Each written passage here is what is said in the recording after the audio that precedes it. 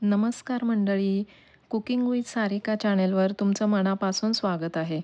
आज आपण बनवणार आहोत खूपच चविष्ट, मऊ, मुलायम आणि कुरकुरीत असे अप्पे.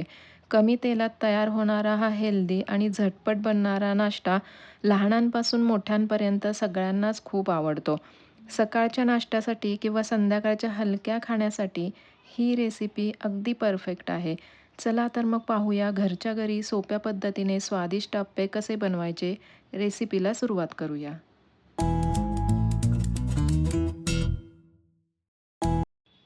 सुरुवातीला बॅटरसाठी मी इथं 2 वाटी बारीक रवा घेतला आहे.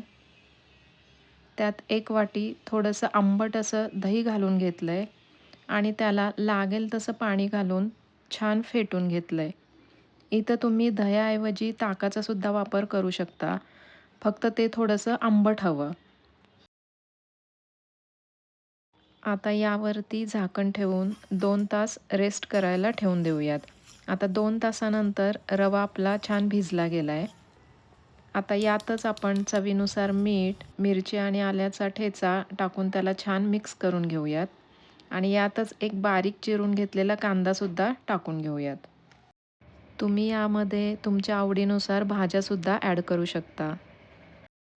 आता फोडणी करता एका भांड्यात 2 ते 3 चमचे तेल गरम करून घेऊन त्यात जिरे टाकून घेऊन ती फोडणी बॅटरमध्ये मिक्स करून घेऊयात. हवं असल्यास पाणी घालून त्याला चांगलं एकजीव करून घेऊयात. आता सर्वात शेवटी अर्धा चमचा इनो टाकून घेऊन त्यावर थोडंसं पाणी घालून बॅटरला छान फेटून घेऊयात. इथं तुम्ही इनोऐवजी खायचा सोडासुद्धा वापरू शकता. इनोमुळे कसं आपलं बॅटर हलकं होतं. आप्पे पात्र गरम झालं की त्याला तेलानं ग्रीस करून घेऊयात आणि त्यामध्ये चमच्याने बॅटर टाकून घेऊयात. अशा प्रकारे मी सर्व बॅटर घालून घेतले.